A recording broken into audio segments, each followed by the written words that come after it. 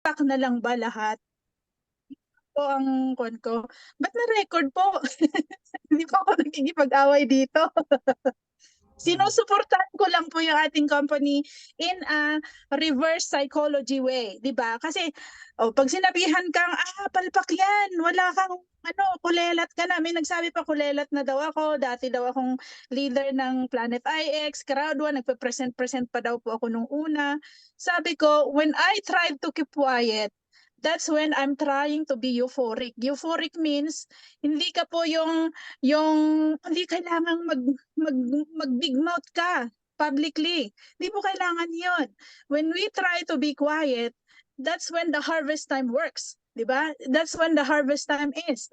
Kasi pag nganga ka na nganga, ma-miss mo yung mga other magagandang opportunities diyan. So ngayon, I'm so happy na nagbalik po yung eternal love claiming natin, yung farming natin sa Bibons means more production, more progression po ang mangyayari sa atin dyan. Ang dami pong nakaabang. Nakita ko po sa community natin. Kaya nga po sinasabi ko, who on earth na nakakita po ng opportunities ng mga projects natin katulad ng Planet IX. Pag sinabing walang tao dyan, maniwala ka dyan. Bola lang yan. Hindi eh. Diba? We go by the truth. Ano yung truth? Pag pinindot mo bawat hexagon ng Planet IX na yan, tignan mo, may ownership dyan, may nagmamay-ari. So ibig sabihin, bolero yung mga iyon. Ay anong pakialam natin sa lupalop sa mundo sila naroon? But the fact that nandun sila sa loob ng Planet IX, that proves na may tao dyan. So hindi ako naniniwala dun sa sinasabing, maniwala ka dyan, bola yan, mga puppets lang yan. No, they're not puppets. They are offering bids sa ating properties. At pag nilikom mo po yan, inaccept mo po lahat yung bids na yan, o di may pera ka. Kaya ko po inuunti-unti, pinapakita ko, even sa Ilocano dialect, it doesn't really matter. As long na ma-prove natin na, ito yung kita, ito yung kinita ko, hinarvest ko from Planet IX na IXT, i-convert natin unti-unti sa peso para makita ng matao. Because if nobody will show that, nandiyan si Coach Orly, parang dalawa lang naman kami nagpo-promote na meron nga talaga against the whole world. Diba? Well, I recognize din po marami tayong mga gamers dito. Right? That we are all gaining making income from this project, pero sa paningin ng iba na mga nega, mga toxic, ano yun, walang kwenta. Hindi di ba? May kwenta po kasi bawat piso, saan ka makakapulot? Magbalik-balik ka sa kalsada, may mapupulot ka bang piso? That piso will make millions. Kaya ako, yung episode ko na yan, i-walk through ko at the same time, pinapakita ko ito, kukolekta na naman po ako ng basura, o ito na naman po yung napasok na income niya. And then i-convert ko po sa Philippine pesos kahit kahit dalawang matic lang, dalawang IXT, it doesn't really matter. Any small things, they begin in small things, but they will make a big number later. Yun po yung gusto kong ipakita dyan. Just to show people na, ayan mo, dadaan ang panahon, no? Tayong nagtuloy-tuloy, maliit man o malaki yung magiging resulta natin, at least meron. Better than nothing, di ba? Yung mga nandun na nagnega-nega, naghuhusga sa atin, online, kahit ano pa, nagaling-galingan yan, akala mo may alam. Doesn't really matter. We don't measure the success of somebody sa pamamagitan ng itsura, di ba? Yun po yung nabanggit sa Eagle and the Lion earlier. Nakikinig lang po ako. But that's true. We don't judge the real success of somebody doon sa kahihinatnan nila dahil lang sa naging itsura nila or pangit sila. It doesn't require that for us to be successful. Di po ba? So yun lang po ang mai-share ko. Tayo po, binabasa ko po yung mga project, yung pinakita ni Sir Danny kanina doon sa update ng C1. Sa akin po, ito po yung yung honest feeling ko po dyan. For now, hindi po ako handa. I'm really honest. Hindi po ako handa na katulad po nung dati mag-invest po ulit tayo ng pagkalaki-laki. But what I have done is I'm looking really close to the details ng mga mechanics, ang mga details ng gagawin para po maklaim natin yung mga panghihinangayangan natin later. Katulad po ng mga C1 tokens na nakatabang po dyan na maklaim, kailangan i-claim po natin kasi baka sayang, di po ba? Sa ngayon, siguro I've just upgraded po bukod po sa mga hawak kong korpo na C1, ano yun, yung element packages, tsaka unicorn. Meron lang po siguro akong sa personal downlines ko, pati yung sa akin is meron lang pong 5 na akong na-upgrade. That's it. Wala na po akong talagang bala to go on that kasi meron po tayong inalaga ang mga other platforms. Pero at least na secure ko po yung mga iyon. Baka later on sasabihin nila, pwede mong pagsama-samahin, likumin lahat yung mga C1 token in one account. At least may paraan po, di po ba? Pero kung hindi man, meron po tayong ilalaro ulit katulad ng ginawa natin na multiple accounts doon sa mga ginawa natin sa Planet IX. Yun po. So ang patunay ko po na isang magbe-benefit po lahat yung accounts na yon, no? Doon sa ginawa ko pong out of 150 accounts sa Planet IX, meron po doon nag-airdrop na mga 78. Imagine po, 78 nag-airdrop po ng itong last competition. So thankfully, grabe, huwag niyo na po akong tanungin kung magkano po yung nalikom doon.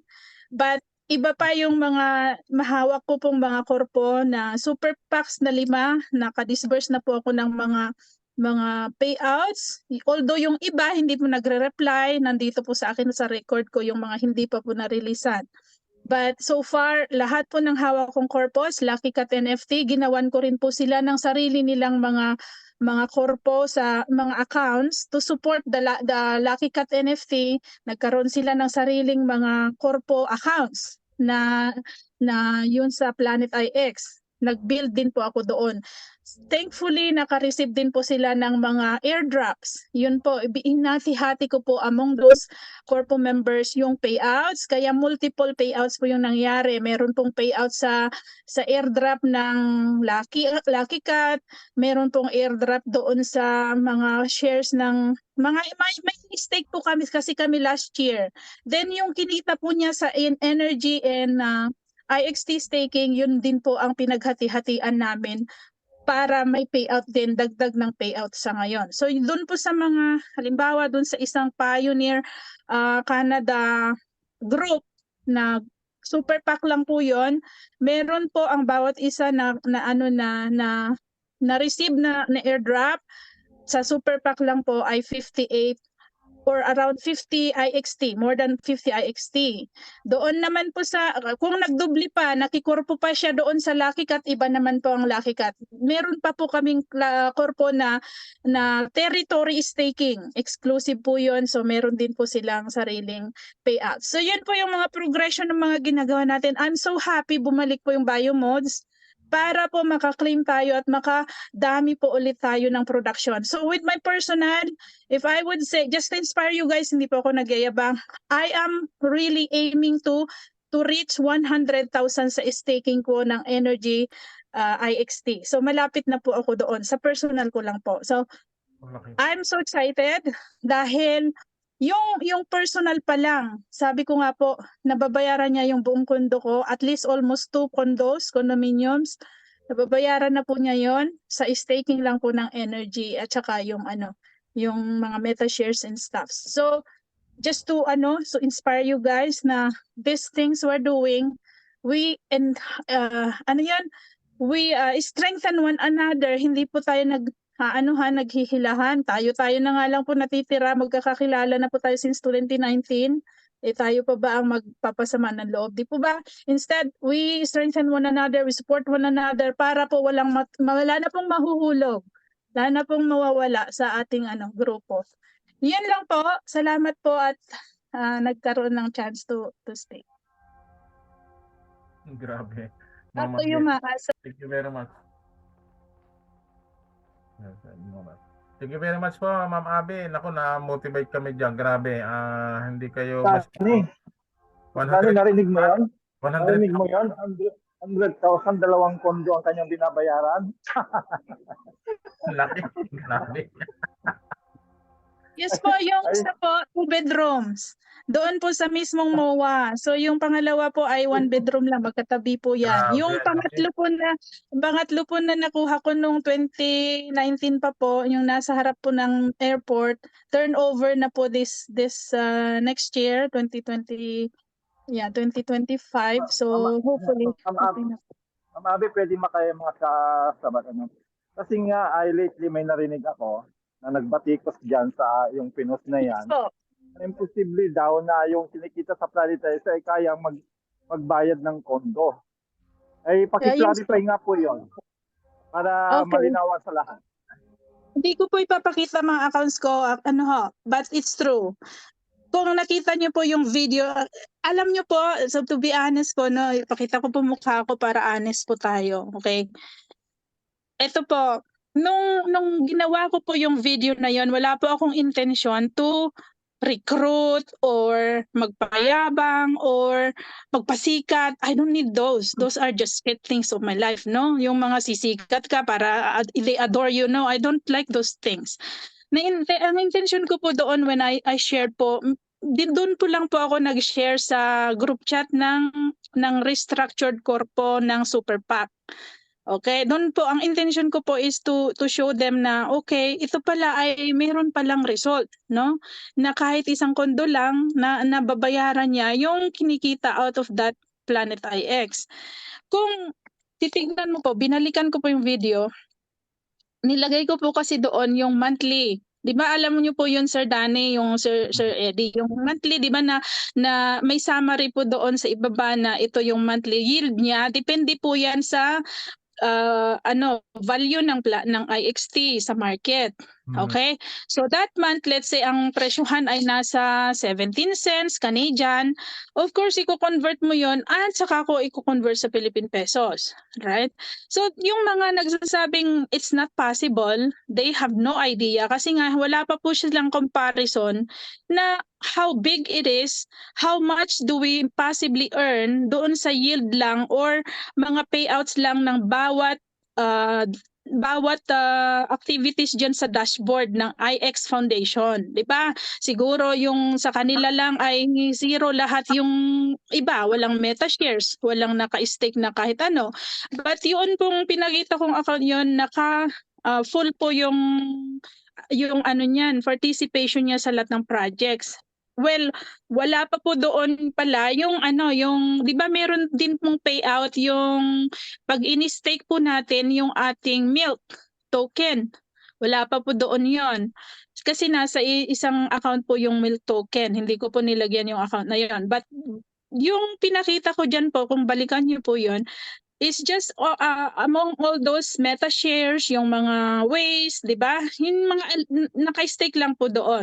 May landmark po 'yon. May isa akong Lucky Cat NFT po doon sa naka-stake na 'yon. Pero magkano lang naman po ang kinikita ng landmark, 'di po ba? Wala pa pong 2 IXT a month. But anyway, fast forward, meron po akong narinig na ganun nga, binatikos po ako na wag ko daw pong gagamitin ang Planet IX para mag-market.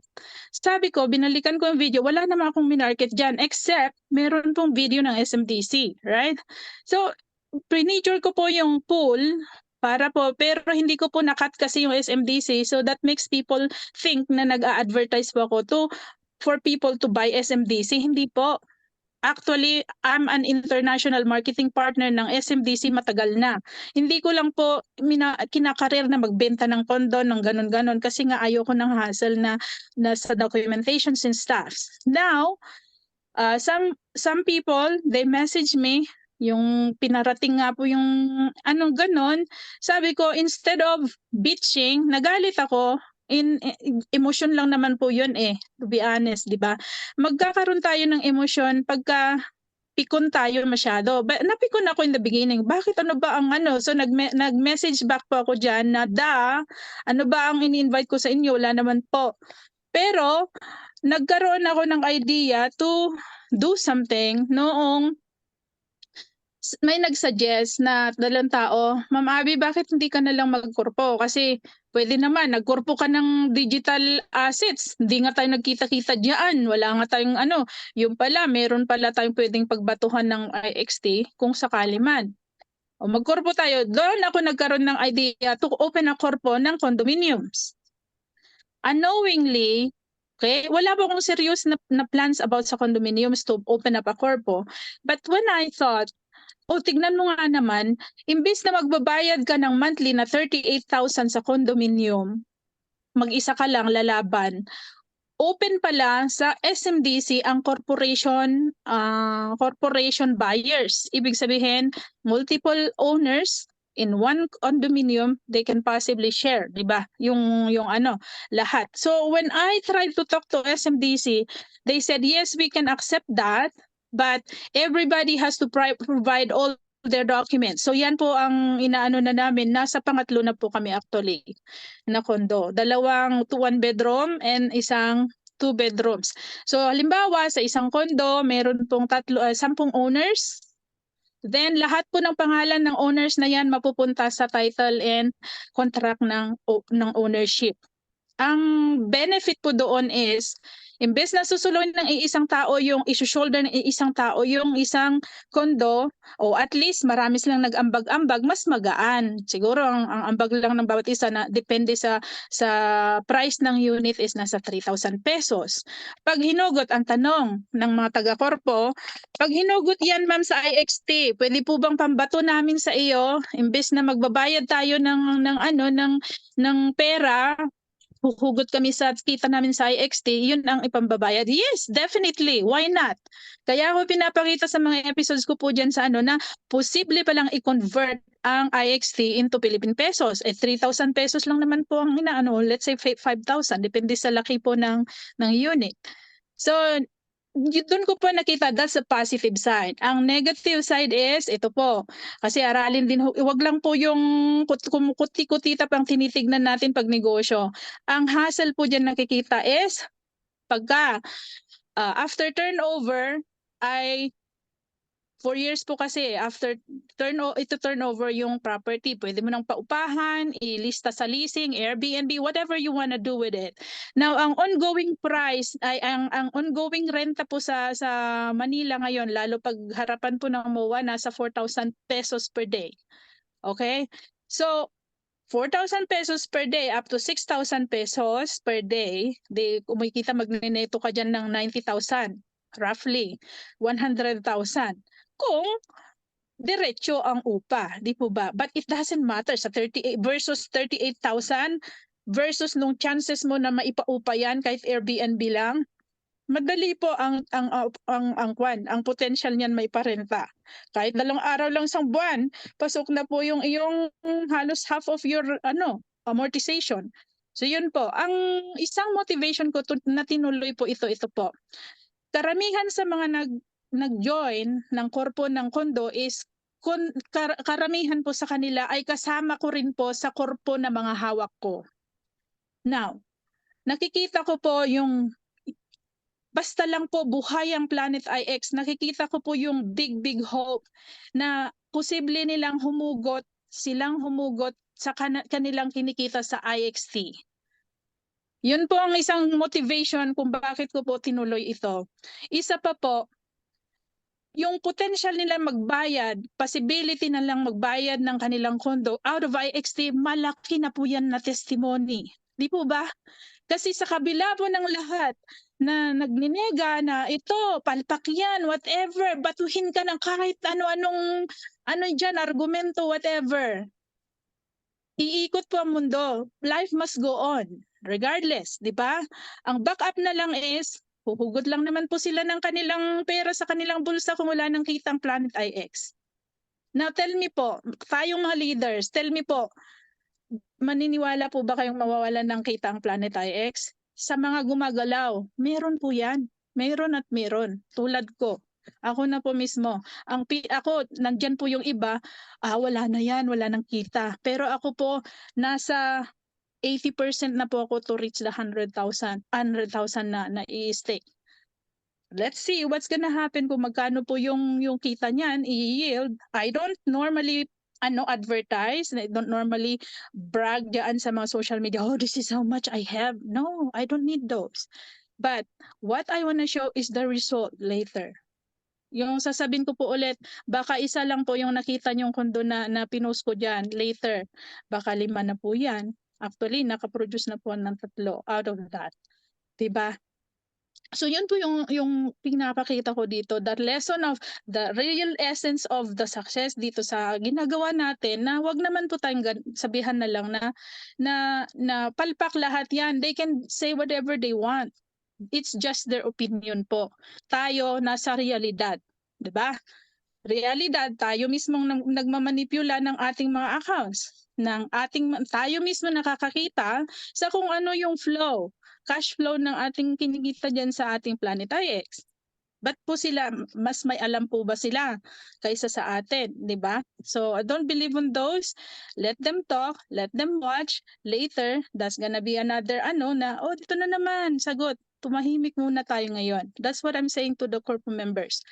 Okay? So yun lang po nakikita ko. And one motivation also is, meron po kasi akong mga financing business dito.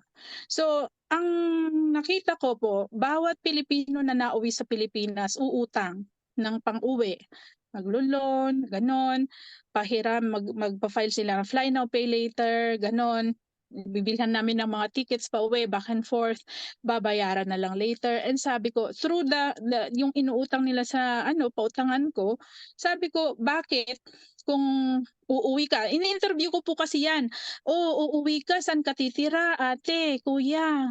Oh, makikitira kami sa mga kamag-anak, syempre kailangan din pasalubong. Kaya pala kayo nang uutang. Yes, pasalubong, pampalubag loob kasi nakikitira, nakakahiya.